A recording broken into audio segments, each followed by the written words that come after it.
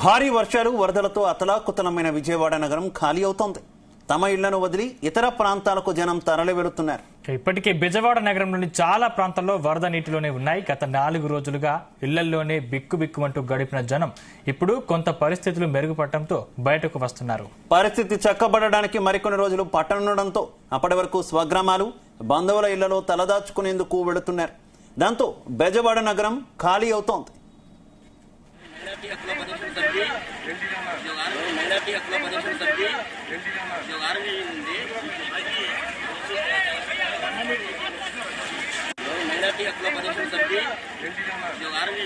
ఇదే విషయానికి సంబంధించి మరింత సమాచారం మా కరెస్పాండెంట్ నాగేశ్వరరావు అందిస్తారు.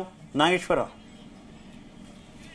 ఆంధ్రప్రదేశ్ లో ఉపద్రవం సృష్టించిన కృష్ణమ్మ ఇప్పుడల్లా విజయవాడని వదిలిపెట్టేదే లేదన్న చందాన నడుస్తున్నట్టుంది. ఆంధ్రప్రదేశ్ లోని ప్రధాన పట్టణం గాని, ఆంధ్రప్రదేశ్ లో ప్రధాన నగరం గాని ఏదైనా విజయవాడ అని చెప్పుకోవచ్చు. అట్లాంటి విజయవాడలో వచ్చిన ఉపద్రవానికి కొంతమంది గత 4-5 రోజుల నుంచి కూడా తీరని వ్యతలు, బాధలు పడుతున్న పరిస్థితి ఉంది. ఈ నేపథ్యంలోనే ప్రతి ఒక్కరు కూడా విజయవాడ నుంచి వదిలి వెళ్లాలని నిర్ణయించుకున్నట్టు కూడా అర్థమవుతోంది.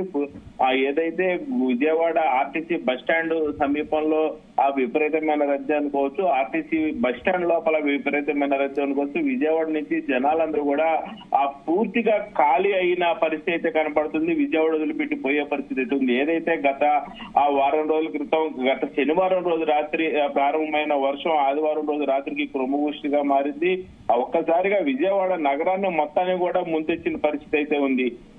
విజయవాడ నగరం మొత్తం కూడా ఖాళీ అవుతున్న పరిస్థితి నేపథ్యంలో తమ ఇళ్లను ఖాళీ చేసిన బాధితులు ఇతర ప్రాంతాలకు అయితే తరలి వెళ్తున్నారు. గత 4 రోజులుగా వీరంతా వరదల్లో చిక్కుకుని వారి ఇళ్లలోనే బిక్కుబిక్కుమంటూ కూడా కాలం వెళ్లబిచ్చిన పరిస్థితి అయితే ఉంది. ఇప్పుడు కొంత పరిస్థితులు మెరుగుపడినా గానీ వరద తగ్గడంతో బయటకు వచ్చారు. వరద వీరంతా అక్కడి నుంచి వెళ్లిపోయే పరిస్థితులు ఉన్నాయి. చక్కబడటానికి మరికొంతకాలం సమయం పడుతుందని కూడా ప్రతి ఒక్కరు నిర్ణయానికి వచ్చినట్టు అర్థమవుతుంది.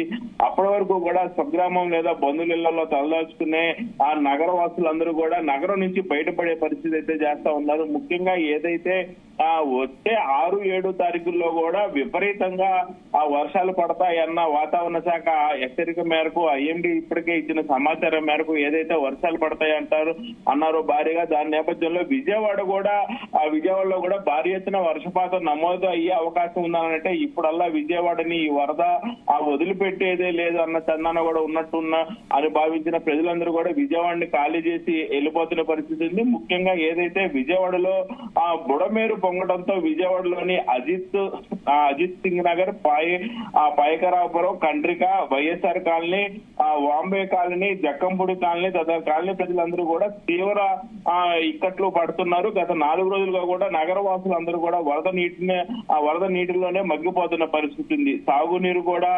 దొరకపోవడంతో అల్లాడుతున్నారు ప్రతి ఒక్కళ్ళు. ఏదైతే సింగ్ నగర్ కి సంబంధించి విజయవాడ అజిత్ సింగ్ నగర్ మొదట స్టార్టింగ్ ప్లేస్ ఉంటుంది. అక్కడి నుంచి వెనక మొత్తం కూడా పాయకరాపురం గాని, కండిక గాని, వైఎస్ఆర్ కాలనీ గాని, వాంబే కాలనీ గాని, జక్కపూడి కాలనీ ఇవన్నీ కూడా వెనక ప్రదేశాలు. ఈ వెనక ప్రదేశాలలో ఉన్న ప్రజలందరూ కూడా ఆ ఏరియాల నుంచి బయటపడుతున్న పరిస్థితి ఉంది.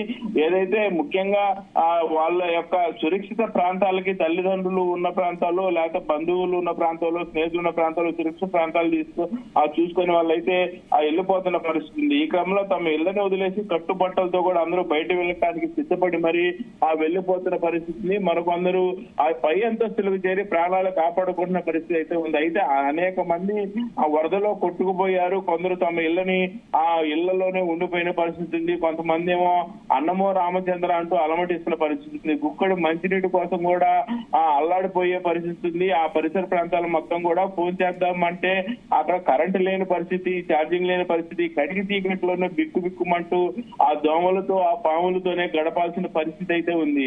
అయితే ఎటు చూసినా భయానక వాతావరణం నెలకొన్న నేపథ్యంలో కొన్ని చోట్ల వరదల్లో వాహనాలు, శవాలు కొట్టుకొస్తున్న నేపథ్యంలో ఆ ఇళ్లన్నీ కూడా మట్టిమయం, బురదమయం, చెత్తారంతో నిండిపోయాయి. ఏదైతే మరలా 6-7 తారీఖుల్లో తుఫాను వచ్చిన నేపథ్యంలో మరలా ఇవన్నీ కూడా తిరిగి వచ్చే పరిస్థితి ఉన్నది. కాబట్టి ఎవరు కూడా ఆ ఇల్లును శుభ్రం చేసుకుందామన్న ఆలోచన కూడా ఎవరికి లేకుండా పోయింది. పూర్తిగా అయితే ఆ విజయవాడ వదిలిపెట్టి పోయే పరిస్థితే కనపడుతుంది. ముఖ్యంగా ఆ పాములు, ఇతర విష మొదట వారి ఎటువంటి సహాయం అందట్లేదనేది ప్రధాన కారణం కాగా ఆ ప్రభుత్వం డ్రోన్ల ద్వారా ఆహారం నీరు సరఫరా చేయడంతో కొన్ని ప్రాంతాల వారు ఆ ఊపిరి పీల్చుకుంటున్నారని చెప్పుకోవచ్చు. శివారులో ఉన్న ఆ పేదలు మాత్రం తాత్కాలిక నివాసాలు మొత్తం కూడా వరదకు కొట్టుకుపోయాయని చెప్పుకోవచ్చు.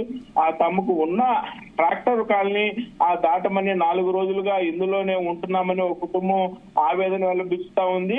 ఏదైతే ఆ జీ న్యూస్ అక్కడికి వెళ్లి బాధితులను పలకరించినప్పుడు కూడా ఆ బాధితులందరూ కూడా అక్కడి నుంచి వాపోతున్న పరిస్థితి అయితే ఉంది. ఏదైతే బాంబే కాలనీ గానీ, అజిత్ సింగ్ నగర్ గానీ, ఆ పాయకరాపురం గానీ ఏరియాలో మొత్తం కూడా తమకు ఆ నీరు కూడా అందట్లేదని, ఆహార అన్నపానీయాలు కూడా అందట్లేదని, తమను వచ్చి పలకరించే అధికారులు కూడా లేరని బాధపడతా ఉన్న పరిస్థితి ఉంది. ఏదైతే చంద్రబాబు నాయుడు వచ్చి వెళ్లిన పరిస్థితిలో మాత్రం అధికారులు కొంత మేరకు పలకరిస్తున్నారని, ఆయన వెళ్లిన తర్వాత ఆ ఎవరు కూడా పట్టించుకునే పరిస్థితి లేదని. ఏది ఏమైనా విజయవాడ ఆ నగరంలో వంటను మొత్తం కూడా వరద ఆ కృష్ణమ్మ దాటికి మాత్రం విజయవాడ వదిలి వెళ్లిపోతున్నారనే దాంట్లో మాత్రం ఆ వాస్తవ పరిస్థితులు అయితే కనపడతా ఉన్నాయి శివ.